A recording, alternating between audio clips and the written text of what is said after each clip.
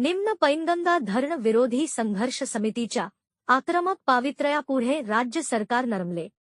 पैनगंगा प्रकल्पाच्या सर्वच कामाला स्टे, आमदार भीमराव केराम यांच्या प्रयत्नाला यश।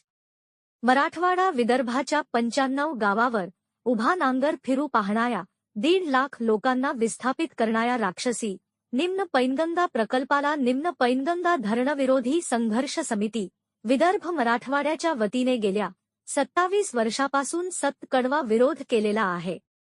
याच निमित्ताने महाराष्ट्राचे उपमुख्यमंत्री देवेंद्रजी फडणवीस यांनी मुंबई येथे निम्न पैनगंगा धरणविरोधी संघर्ष समिती व प्रकल्पाच्या संबंधित अधिकाऱ्यांची एक बैठक बोलावली होती आणि त्या बैठकीमध्ये या प्रकल्पात कोणतेही गावे बुडविता प्रकल्प कसा निर्माण करता येईल, लोकांना पाणी कसे देता येईल याचा अभ्यास करून अहवाल कळवा, तसेच चालू असलेले धरणाचे सर्व प्रकारचे काम बंद करा अशा सूचना जलसंपदा मंत्री तथा महाराष्ट्राचे उपमुख्यमंत्री देवेंद्र फडणवीस यांनी संबंधित विभागाला दिलेले आहे।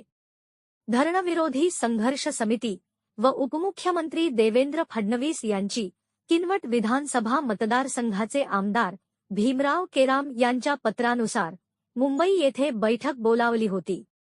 मराठवाड्याच्या किनवट माहूर तालुक्यातील 45 गावे व विदर्भातील 50 गावे अशा एकूण 95 गावातील 1.5 लाख लोकांना विस्थापित करून किनवट तालुक्यातील खंबाळा आणि आर्णी तालुक्यातील खडका या मुख्य भिंतीच्या ठिकाणी हा प्रकल्प उभा राहणार होता।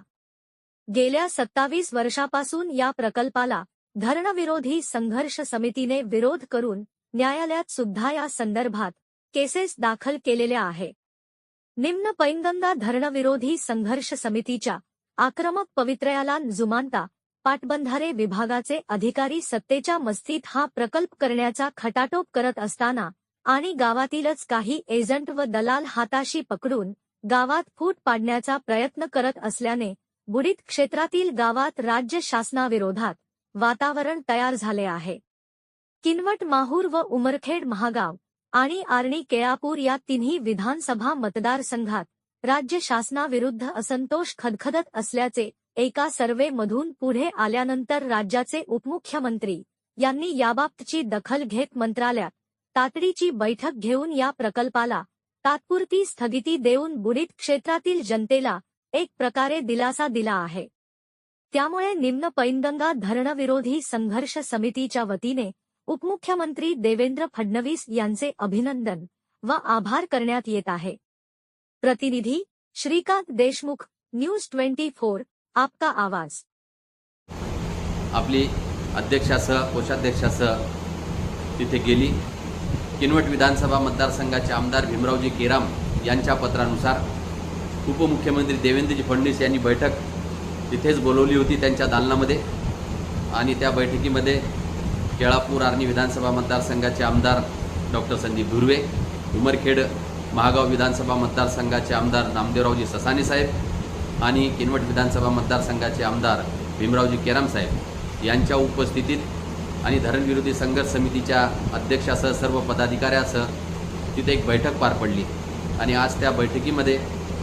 धरणाची जी बाजू आहे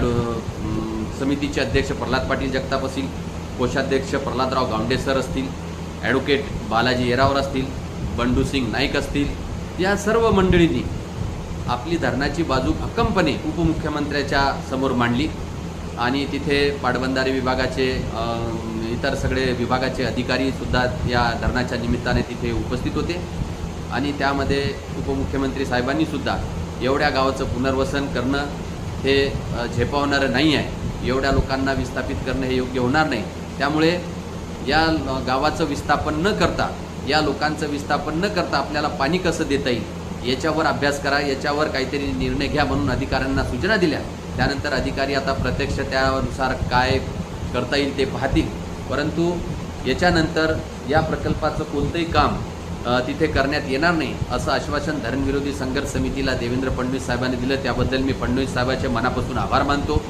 आणि समितीचा जो गेल्या 27 वर्षापासूनचा लढा होता त्या लढ्याला एक प्रकारे आज काही अंशी का असना यश आलं आणि आपल्या दोन्ही पैनगंगेच्या ग्रुपवर फडणवीस साहेबांवर अभिनंदनाचा वर्षाव होत आहे, केराम साहेबावर अभिनंदनाचा वर्षाव होत आहे. कारण केराम साहेबाची पहिलेपासून आधीपासूनची आता शेवटपर्यंतची भूमिका होती. मधातल्या काही लोकप्रतिनिधींनी आपली भूमिका धरसोड केली असेल, परंतु केराम साहेब ठामपणे एकच म्हणत होते का हा प्रकल्प होणं योग्य नाही किंवा हा प्रकल्प थांबला पाहिजे. आणि आज त्यांच्या त्या प्रयत्नाला एक प्रकारे यश आलं आणि समितीसुद्धा ज्या उद्देशासाठी ज्या ध्येयासाठी भांडत होती, आज समितीच्याही त्या 27 वर्षाच्या आंदोलनाला काही अंशी तरी यश आलं. आता काही लोकांनी व्हॉट्सअपच्या ग्रुप